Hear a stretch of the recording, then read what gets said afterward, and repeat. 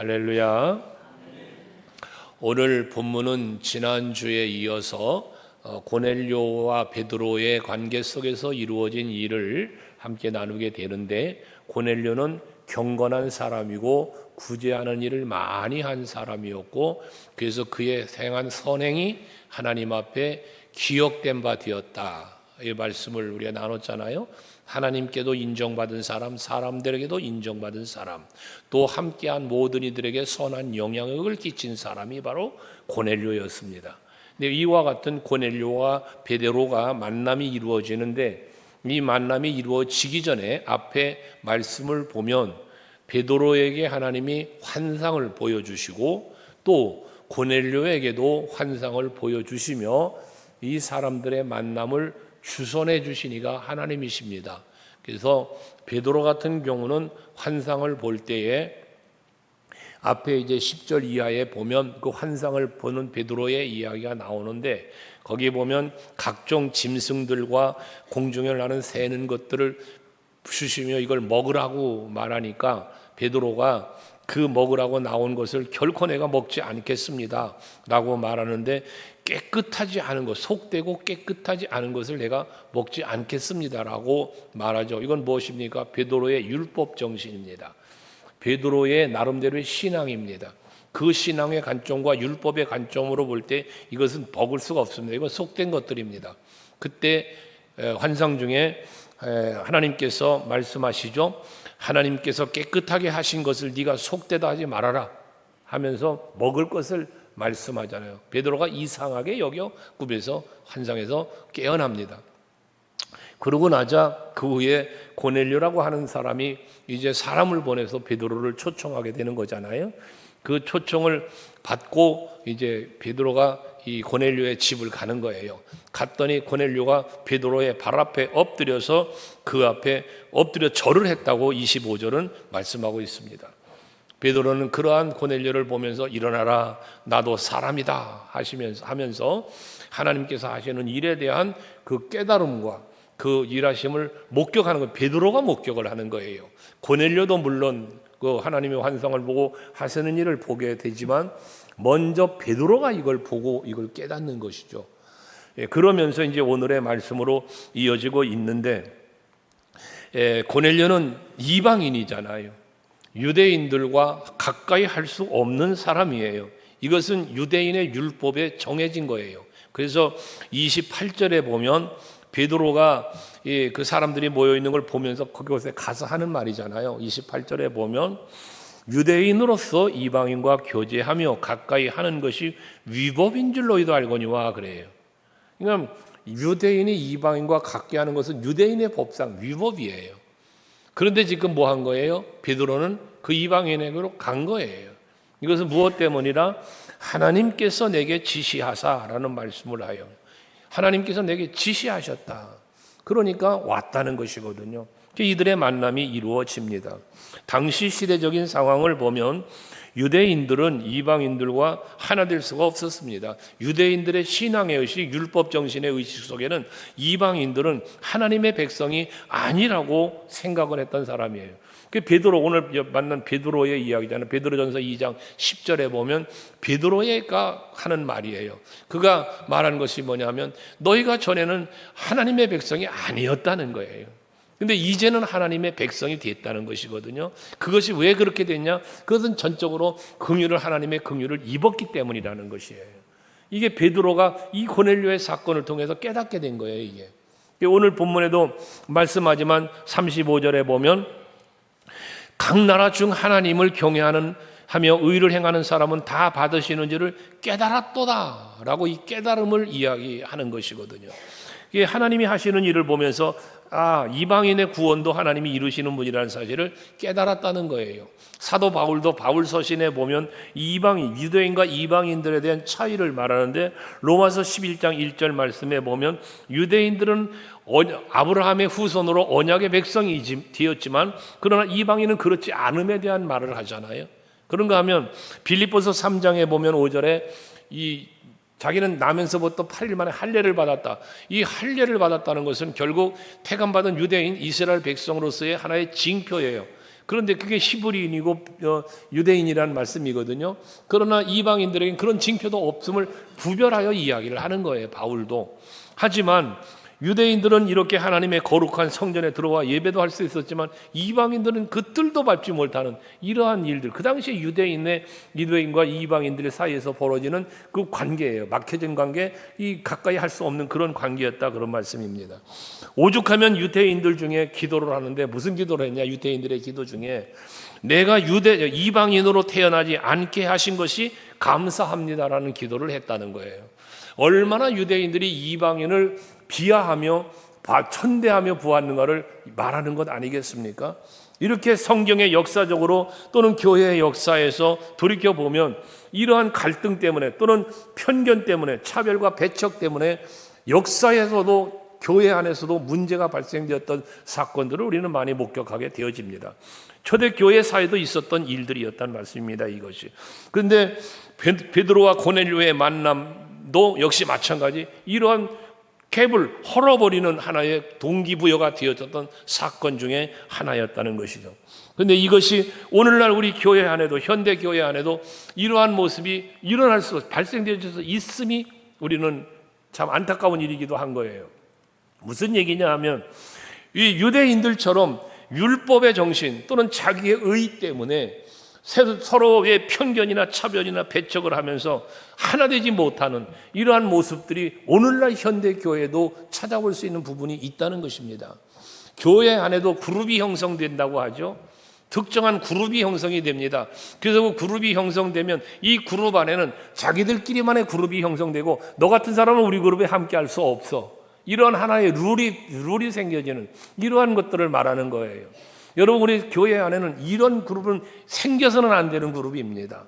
여러분, 우리 교회 안에 어떤 모임이 생겼어요. 여러분, 예를 들어 구역이 형성돼서 기관이 형성돼서 소그룹이 만들어져 있어요. 그런데 동호회라는 이름을 갖기도 하고 이런 모임들이 이루어지는데 다양하게 그 모임이 우리들끼리만의 모임이 돼서는 안 되겠다, 그 말입니다. 리더자 양육을 하면서 지금 계속해서 주지시키는 말씀들 중에 하나인데 소그룹이 만들어지고 그 활동을 하는 데 있어서 누구는 들어올 수 있고 누구는 들어오지 못하고 누구는 함께 할 수 있지만 누구는 함께 하지 못하는 이러한 벽이 형성돼서는 안 되겠다고 말입니다. 여러분, 우리 교회는 이러한 벽이 무너져야 될 것입니다. 서로 간의 그런 편견 때문에, 차별 때문에, 배척하는 마음 때문에 이런 것이 형성돼서는 안 된다는 것이죠. 오늘 베드로가 전한 말씀 깊이 한번 생각해 보면서 이렇게 하나 될 수 있는 비결은 무엇이었는가 우리는 오늘 발견하여야 될 것입니다. 교회가 하나 되게 하고 성도 간에 하나 되게 하는 힘이 어디에 있는가? 바로 그것은 복음이었다는 사실을 성경이 우리에게 주는 교훈 아니겠습니까? 복음이 무엇입니까? 복음은 예수입니다. 복음은 십자가입니다. 복음은 부활입니다. 복음은 하나님의 나라입니다. 아멘 되시나요? 이게 복음입니다. 그러니까 우리는 예수 안에서 하나가 되어져야 합니다. 우리는 십자가의 사랑을 다 받은 사람이기에 십자가를 중심으로 하나가 되어야 하는 거예요. 모두 다 그 그리스도의 부활에 참여하는 자에게 그리스도의 부활을 소망하며 우리는 하나가 되어야 되고 영원한 하나님의 나라를 소망하며 우리는 하나가 되어야 하는 것입니다. 그래서 늘 말씀드리죠. 교회는 첫째 하나가 되어져야 한다. 거룩해야 된다. 보편적이어야 한다. 사도성을 가지고 있어야 된다 등의 교회 표지를 말씀드린 바가 있습니다. 우리는 먼저 하나 되어야 합니다.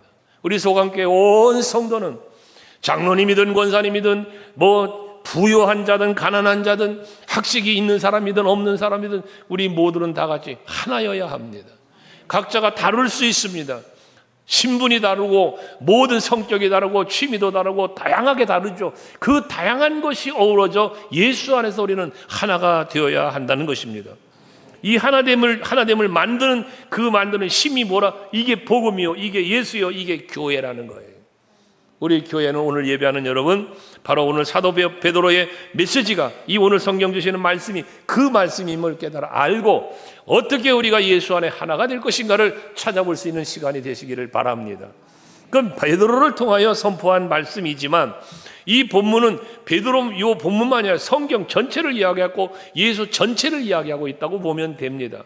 예수님이 누구신가에 대한 말씀을 하고 있다는 것이거든요. 예수님이 누구신가? 예수는 메시아, 그리스도, 예수 등으로 표현하는데 그 메시지 속에 뭐가 들어있어요? 우리가 여러분들 세례문답 다 받으셨는데 세례 받으신 분들은 또 우리가 그 신앙생활 공부하면서 계속해서 듣는 말씀이잖아요. 예수님은 선지자다. 예수님은 제사장이다. 예수님은 왕이시다. 이게 그리스도 메시아에 대한 이 말씀이잖아요.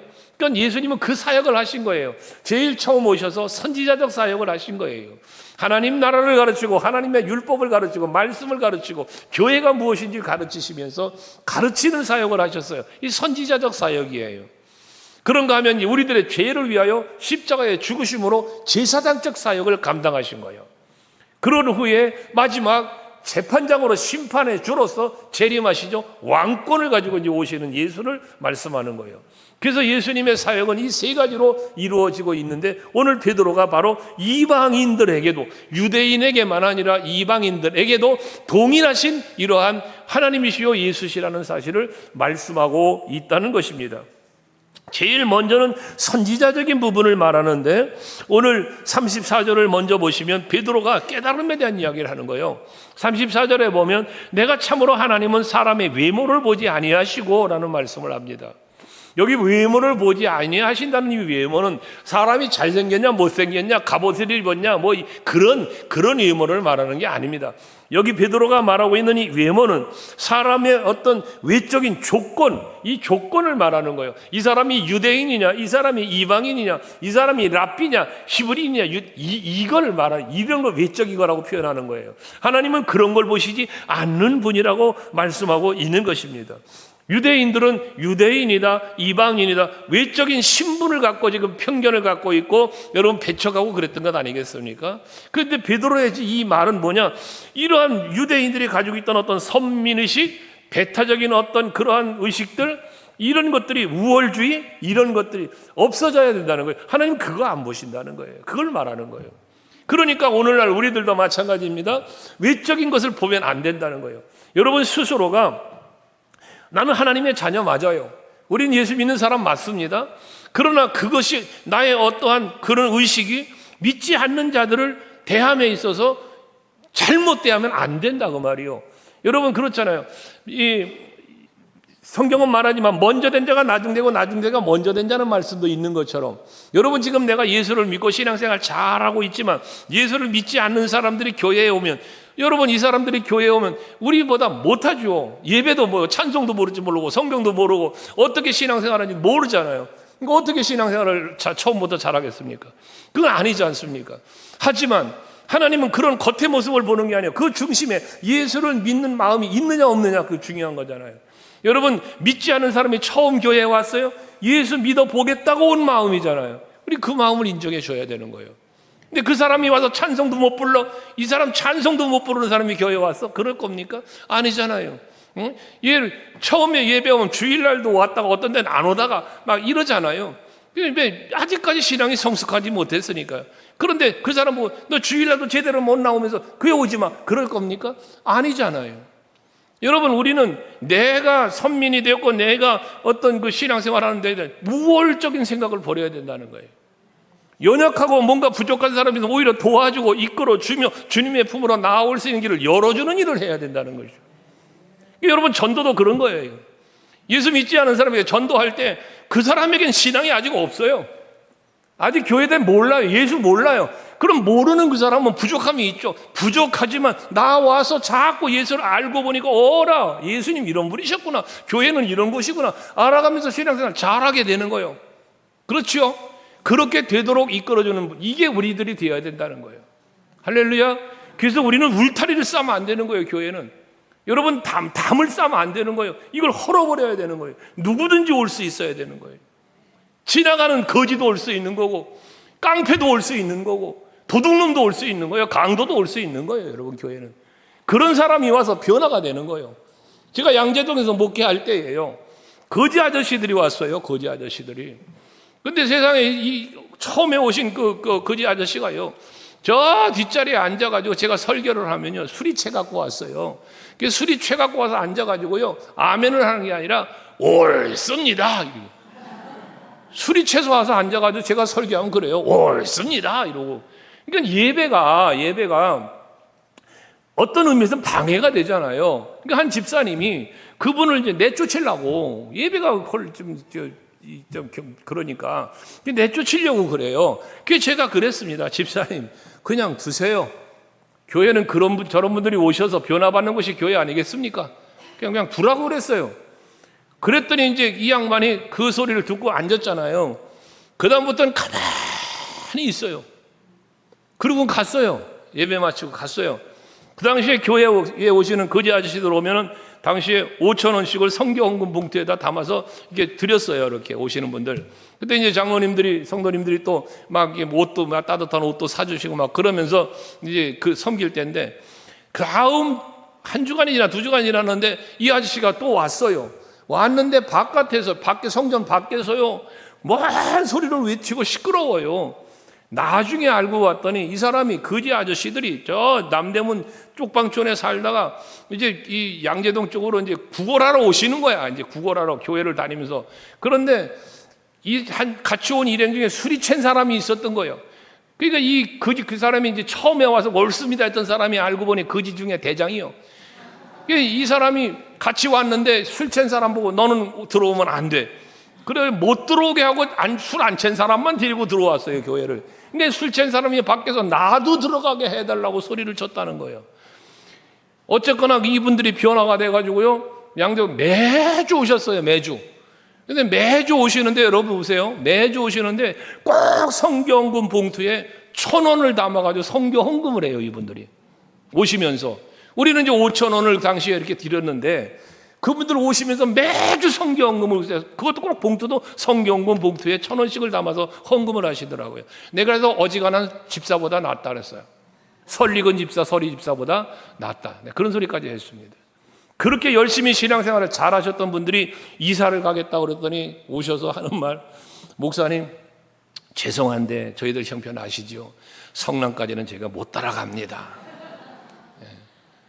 그러면서 이사할 때 제가 저희들이 와서 돕겠습니다. 그리스도인들이 되셨어요.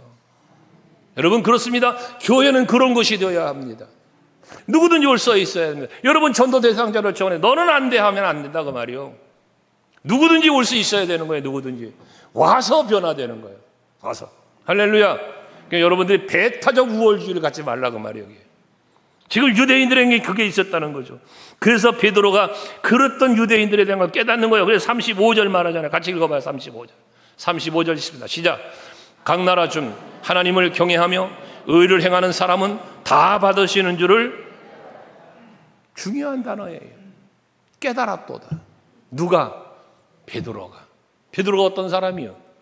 예수님의 제자요, 수제자요, 성령 충만 받은 사람이요, 나가서 복음을 외쳤던 사람입니다. 사도행전 2장에 보면 그가 깨달았답니다. 무엇을? 하나님을 경외하며 의를 행하는 사람은 다 받는 하나님인 줄. 뭐해서? 이제 깨달았다는 거예요. 이제 깨달았다. 여러분, 우리는 이 시간에도 이 말씀을 통해서 여러분들도 깨달으시길 바랍니다. 하나님이 뜻을 깨달아야 합니다. 하나님이 하시는 일을 깨달아야 하는 겁니다. 이걸 깨닫지 못하니까 내 생각, 내 편견, 내 판단을 가지고 평가하고 판단하고 그러는 거예요. 교회 안에서 무슨 일을 하든 간에 그 내 개인적인 판단과 내 경험과 어떤 이것 편견 때문에, 잘못된 판단과 편견 때문에 주의 일이 망가져 하나님의 뜻이 어긋나면 안 된다고 말이요. 항상 하나님이 하시는 일을 깨닫는 여러분이 되셔야 합니다. 그 로마서 10장 12절에도 사도 바울을 통해 말씀하시잖아요. 유대인이나 헬라인이나 뭐에 차별이 없습니다. 한 분이신 주께서 모든 사람의 주가 되사 그를 부르는 모든 사람에게 부여하시다. 하나님의 부르심을 입은 사람은, 하나님을 찾는 사람은, 여호와를 경외하는 사람은 그것이 누구였든지 유대인이었든 이방인이었든 다 하나님의 자녀로 부르신 거예요. 의지를 입는 거예요. 이걸 베드로도 깨달았다는, 바울도 깨달은 것입니다. 성도 여러분, 예수께서 오셔서 우리에게 가르쳐 주심이 그거예요. 이게 선지자적인 예수였다는 거예요. 예수님이 사역을 하시는데 유대인들만을 위한 사역하셨습니까? 아니잖아요. 부한 자들만 사역하셨습니까? 아니잖아요. 소외되고 가난하고 어려움에 처한 이들을 찾아다니시며 도우셨잖아요. 여러분 베데스다 연못가에 가서도요, 연못가에 물이 동하면 누구든지 먼저 뛰어들어가면 병이 낫네요? 근데 38년 된 환자가 거기 누워 있습니다. 아무도 그 사람을 물속에 넣어주는 사람이 없어 누워있는 사람입니다. 예수님은 그곳을 찾아가셔서 그 많은 사람들이 모여있는 중에 그 38년 된 환자를 보십니다. 병이 오랜 줄 아시고입니다. 관심 갖고 보셨다는 겁니다. 그리고 병을 고쳐주시는 분이 예수십니다. 과부를 불쌍히 여기셨고 고아를 불쌍히 여기셨고 남들에게 저주받은 자라고 멸시받고 멀리 가까이 하지 않았던 나병 환자나 소경이나 이런 사람들의 병을 고쳐주시는 이런 일을 감당하신 분이 예수셨습니다. 그러시면서 뭐 했습니까? 하나님의 나라를 가르치신 겁니다. 하나님의 사랑을 가르쳐 주신 겁니다. 몸소 십자가를 지시기까지의 순종을 통해서 하나님의 뜻을 가르쳐 주시고 삶이 그것이 올바른 삶이 무엇인가를 가르쳐 주신 분이 바로 예수십니다. 그러니 예수 그리스도가 아니면 인간은 누구나 하나님께로 나아갈 수가 없었잖아요. 로마서 5장 1절에 말씀이 말씀하시잖아요.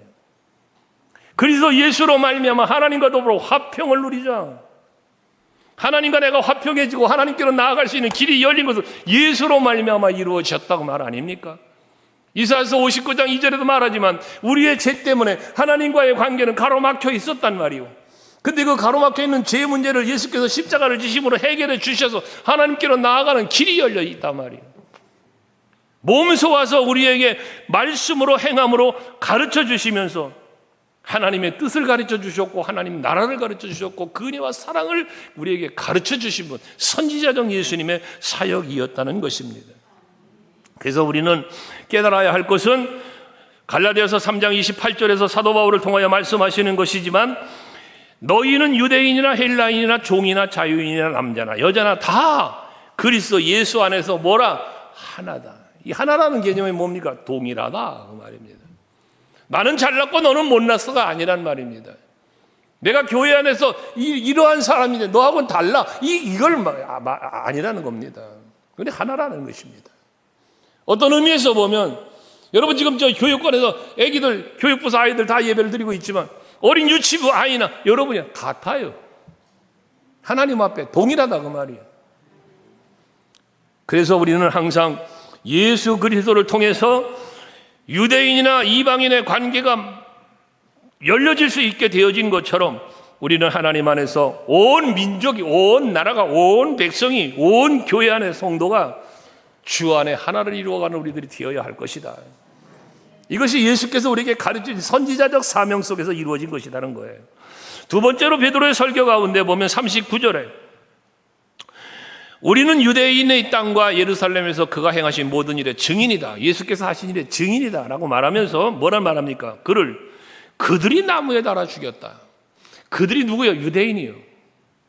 유대인들이 예수님을 나무에 달아 죽였다는 거예요. 예수님의 죽으심을 이야기하고 있는 건데요. 베드로는 어떤 사람이었습니까? 베드로는요, 예수님의 수제자였음에도 불구하고 예수님이 빌라도에 가서 고난 받을 때에 들에 가서 고난을 당하시는 그 신문을 받을 때 베드로가 예수님 나 몰라. 부인했던 사람이잖아, 베드로가요. 나는 예수님 모른다고 부인했어요. 마태복음 26장에 보면 75절에. 그런데 그랬던 베드로가 지금 예수님의 증인이 되었습니다. 예수님과 죄인 사이를 중보하는 예수님을 지금 뭐 하고 있습니까? 제사장으로 소개하는 거예요. 제사장으로. 그 나무에 달려 죽었다. 너희들 그를 죽였다라고 말하는데 나무에 달아 죽였다. 특별히 나무에 달아 죽였다는 이 표현이 무엇을 의미하는 건지 압니까? 그냥 죽였다가 아니잖아. 나무에 달아 죽였다는 거예요. 이 나무에 달아 죽였다는 의미는 무엇이냐면 사도 바울도 그 신앙 때문에 핍박했지만 베드로가 이 나무에 달아 죽였다는 이 표현의 의미는 뭐냐면 신명기서 21장 23절의 말씀에 보면 나무에 달린 자마다 다 저주받은 자라고 그랬어요. 이게 율법의 정신이에요. 이게 나무에 달려 죽는 자는 다 저주받은 자라는 거예요. 그런데 예수님이 나무에 달려 죽였다는 거예요. 이게 뭐냐? 저주받은 자라는 얘기를 하고 있는 거예요. 그래서 사도 바울도 예수께서 나무에 달려 죽었어. 저주받은 자야. 율법의 정신으로 볼 때. 근데 이 사람을 메시아라고 그래? 이 사람을 그리스도라고 그래? 그것이 율법의 정신으로 볼 때 신성 모독에 해당되는 거예요. 그래서 박해를 했던 거예요, 바울이. 근데 다메섹 도상에서 예수를 만나고 보니 오라, 맞구나. 내가 받아야 할 저주를 대신 짊어지신 분이 예수시구나를 깨닫는 거예요. 그러니까 예수님 나무에 달려 죽은 거 저주받은 자 맞아. 근데 그 저주가 누구 때문에 그 저주를 예수님이 받아? 나의 죄 때문에. 이게 바울의 마음이에요. 이게 바울의 마음. 저는 여러분에게 그런 말씀을 간혹 드리죠. 우리가 예수님께 받은 사랑, 그 십자가 사랑, 이 사랑에 대한 은혜에 대한 감사와 감격하는 마음이 식어지지 않게 하자. 여러분들의 마음 속에 여기 베드로가 고백하고 바울이 고백한 것처럼 예수님이 죽으심은 저주를 받은 죽음인데, 이 저주가 누구를 위한 저주? 우리의 죄를 위한 저주란 말이요. 이 은혜가 얼마나 커, 이 사랑이 얼마나 값져. 오늘도 아까 찬양 부른 것처럼, 그러니 그 주 예수의 사랑이 얼마나 값지고 귀한지 바꿀 게 없어. 이 세상의 부귀도, 이 세상의 행복도, 이 세상의 명예도 바꿀 수 없네. 이전에 즐기던 세상 나 다 버렸다잖아요. 이제 바울이 그러니까 이 모든 것들 다 배설물처럼 여겼다잖아요. 왜 배설물처럼 여겨요? 아깝지 않다는 거죠. 다시 돌이키고 생각하지도 않겠다는 거죠. 이게 배설물이에요, 여러분. 왜 그럴 수 있었습니까? 그 사랑이 크니까. 그 사랑이 너무나 값지니까예요. 값지니까. 시편 1편 1절에 복 있는 사람은 말하잖아요. 그 복 있는 사람이 누구요? 예수 사랑 받은 우리요. 그 은혜를 받은 나요. 그 은혜를 받았는데 어떻게 내가 악인의 길을 따라가며, 어떻게 내가 죄인의 길에 서며, 어떻게 내가 교만해질 수 있어? 그 사랑 앞에, 그 은혜 앞에. 안 되는 거예요. 안 되는 거예요. 그래서 바울도 갈라디아서 3장 13절에서 그 고백을 하는 거 아닙니까? 자기의 잘못된 신앙에 대한 고백을 하는 거예요. 그게 나무에 달린 데 저주받은 자인 줄 알았는데 그게 이런 거구나 깨달은 거예요. 그래서 갈라디아서 3장 13절에 바울의 고백입니다. 바울의 고백. 같이 읽어요. 시작. 그리스도께서 우리를 위하여 저주를 받은 바 되사 율법의 저주에서 우리를 속량하셨으니 기록된 바 나무에 달린 자마다 저주 아래 있는 자라 하였습니다. 말하잖아요. 율법이 그렇게 말했다는 거예요. 이게 신명기 21장 23절이에요. 그랬는데 그 저주를 우리를 위하여 받으셨다. 바울이 그 사실을 깨달았고 변화된 겁니다. 바울이 변화된 거예요. 핍박, 내가 전에는 핍박자요, 회방자요, 포행자였어요. 나는 죄인 중에 괴수였어요. 그런데 이러한 나를 충성되이 여기서 내게 귀한 직분을 맡겨주셨으니 내 생명조차도 귀한 것으로 여기지 아니하고 이 맡겨진 사명을 감당하려고 힘썼다는 고백을 바울이 하는 거 아닙니까? 여러분들에게 이 바울 같은 그러한 신앙이 있어야 되는 거예요. 오늘 베드로가 말한 대로 39절에 말한 대로 내가 깨달았도다. 깨달을 수 있는 여러분 되시기를 바랍니다. 할렐루야. 사람의 노력이나 수고와 행위로 이루어진 구원은 없습니다. 우리의 구원은 오직 예수 십자가의 은혜와 사랑으로 이루어진 것입니다. 이걸 여러분들이 믿으셔야 된다는 말씀입니다. 할렐루야. 그래서 예수님은 유대인이나 이방인이나 편견을 가지고 차별하거나 배척하게 하는 분이 아니라 오히려 화목하게 하시는 분이라는 사실, 죄인이었던 의인이었던 하나님과의 관계를 회복시키시는 일을 중심으로 이루었던 제사장적 사명을 감당하신 분이 예수시라면 오늘 그 은혜와 사랑을 입은 우리 모두들도 바로 마찬가지죠. 그런 제사장적 사명을 감당하는, 중보적 역할을 감당하는, 믿지 않는 자들을 하나님께로 이끌어 인도할 수 있는 이러한 마음, 이게 전도예요. 전도. 여러분, 전도하실 때 의인을 전도하려고 하지 마세요. 신앙생활 잘하고 있는 사람을 전도하려고 하지 마세요. 잘하고 있는 사람 잘하게 지교회 다니게 내버려 둬야지. 그걸 왜 우리 교회로 데리고 와? 그런 전도하려고 하지 말라고요. 예수를 아직 모르는 사람, 신앙생활을 모르는 사람, 혹여나 다른 교회를 다닐 수도 혹여나 방황하고 신앙을 잃어버리고 시험 들어가나 실족하여 있는 사람 있다면 인도해야 되겠죠. 그런 사람들이 교회를 여러분이 인도하여 올바른 신앙의 대로 나아갈 수 있게 하는 일, 이것이 복된 일이에요. 할렐루야. 지금 베드로가 유대인들이 외면하고 유대인들이 편견을 가지고 뭐라고 그러냐, 교제하지 않는 이방인을 찾아가서 지금 이거 하는 일 아닙니까, 이게? 그러시면서 이 베드로는 예수님은 또한 왕이신 분임을 마지막으로 그들에게 선포하고 있지 않습니까? 이사야 선지자는 이사야서 9장 6절에 보면 예수님을 평강의 왕으로 표현을 하고 있습니다. 평강의 왕이다 표현을 해요. 요한계시록 17장 14절에도 보면 영적인 전쟁이 일어나게 되는 마지막 때에 그때 이 어린 양이라고 예수님을 비교하고 있는데, 이 어린 양은 만유의 주가 되시고 만왕의 왕이시며, 그러니까 그들을 이길 것이다. 권세를 말하는 거예요. 모든 사단의 권세, 악의 권세를 이기실 수 있는 왕권을 가지신 분으로 말씀하고 있지 않습니까? 오늘 42절을 같이 한번 읽어보시겠습니다. 오늘 본문 42절 같이 한번 시작. 우리에게 명하사 백성에게 전도하되 하나님이 살아있는 자와 죽은 자의 재판장으로 정하신 자가 곧 이 사람인 것을 증언하게 하셨고, 여기 말하는 이 재판장으로 정하시니, 여러 재판장이 누구예요? 예수라는 거예요. 예수님 재판장이시라는 거예요. 왕, 재판장은 뭐예요? 권세요, 권세. 왕의 권세를 가지신 분이요, 마지막 심판의 주로 이 땅에 오실 것을 말씀하고 있는 것입니다. 그동안 베드로는 이방인에 대한 하나님의 환성을 보여주셨어. 하나님 앞에서 이제 10절 이하에 보여주셨는데, 그때에 그걸 보여주시고 음성을 들려주셔도 깨닫지 못했던 베드로예요. 그런데 와서 고넬료와의 관계 속에서 만남이 이루어지고 거기서 이루어지는 일을 보니, 오라, 내가 깨달았다, 이제 내가 깨달았다. 그거 하는 거 아닙니까? 베드로는 베드로전서 2장 9절과 10절에서 자기 자신이 깨달은 이런 부분들에 대해서 고백을 하지 않습니까? 그 고백 중에 내용이 무엇입니까? 그러나 너희는 택한 족속이요 왕같은 제사장이요 거룩한 나라요 그의 소유된 백성이, 이는 너희를 어두운 데서 불러내어 그의 귀한 빛에 들어가게 하시니에 아름다운 덕을 선포하게 하려 하십니다 하시면서 10절 같이 읽습니다. 시작. 너희가 전에는 백성이 아니더니 이제는 하나님의 백성이요 전에는 긍휼을 얻지 못하더니 이제는 긍휼을 얻은 자니라. 할렐루야. 이제는 뭐예요? 전에는, 이제는 바뀌었단 말이에요. 변화됐단 말이에요. 여러분들도 전에는 이런 사람이었어. 그런데 하나님의 은혜를 입고 예수 십자가의 사랑을 입고 이제는 바뀌어요. 하나님의 자녀가 됐어요. 아멘 되십니까? 그러니까 전에는 이랬는데 이제는 이렇게 됐단 말이에요. 여러분, 세상 사람을 향하여 그런 마음을 품어야 돼요. 지금은 네가 이렇지만 교회 와봐. 그러면 너 이렇게 변화될 거야. 이게 전도 아니겠어요? 밖에서 만들어갖고 교회 오게 하는 게 아니에요. 미완성된 자를 교회에 와서 만들어가는 거예요. 여러분, 이게 전도예요, 전도. 할렐루야. 그거 여러분 되셔야 돼요. 그래서 베드로가 예수님이 누군지 모를 때가, 베드로도 모를 때가 있었잖아요. 베드로도. 그러니까 예수님 부인 막 하잖아요. 3번이나 모른다고 그랬잖아요. 이게 너 같은 게 무슨 제자야? 예수님 그러지 않았어요. 자기를 3번이나 수제자로 아껴줬고 그랬는데, 그랬던 베드로를 부인해. 그런데도 불구하고 네가 내 제자냐 이놈아? 너 같은 놈은 나하고 상관없다. 안 그러셨어요. 부활하신데 다시 갈릴리 찾아가셔가지고 네가 나 사랑하냐? 네가 나 사랑하냐? 물으시면서, 그렇다면 내 양을 먹여야지. 그럼 내 양을 쳐야지. 바로 새로운 사명을 주시는 분, 이게 예수님이세요. 여러분, 이 사실을 기억하셔야 되는 것입니다.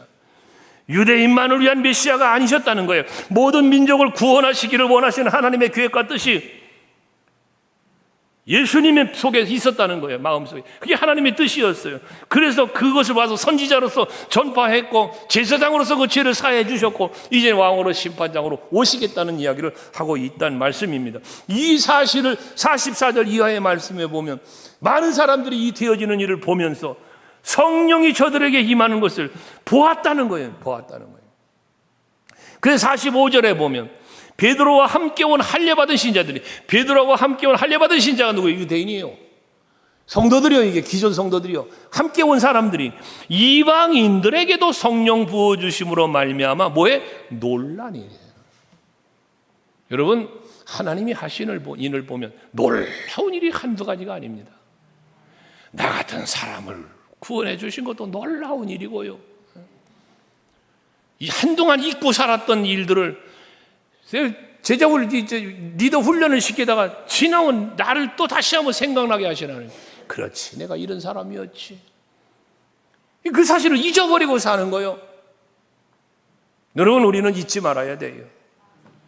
지나온 날의 나를 잊지 말아야 돼요. 그래야 하나님의 은혜가 큰 걸 깨달아요.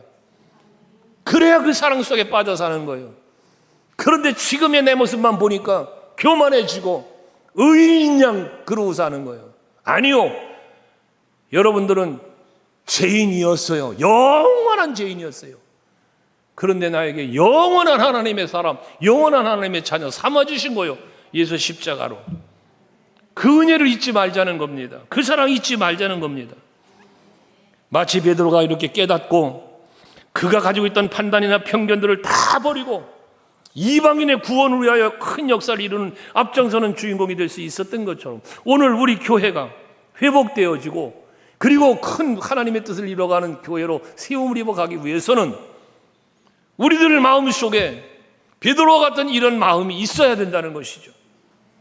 베드로 같은 경험은 우리에게 없을지 몰라도 오늘 이 말씀 속에서 여러분들도 깨닫고 앞으로 여러분들이 전도 대상자를 만나시고 할 때에 이 마음을 품고 대상자들을 찾아가시고 아직도 뭔가 부족하고 죄인 같아요? 그들의 죄가 보여요? 부끄러워 보여요? 그래도 데리고 오세요. 왜? 와야 변화되잖아. 나와야 되잖아, 교회를. 예수 믿어야 변화되는 거 아니에요? 이럴 수 있는 여러분이 되시기를 바라고 그 성령께서 부어주시는 놀라운 능력의 역사를 통하여 우리가 놀라도 좋으니까 그런 변화를 주도해가는 이끌어주고 인도해 줄 수 있는 우리 교회가 되고 우리 성도 여러분들이 될 수 있기를 주의 이름으로 축복합니다. 기도하시겠습니다.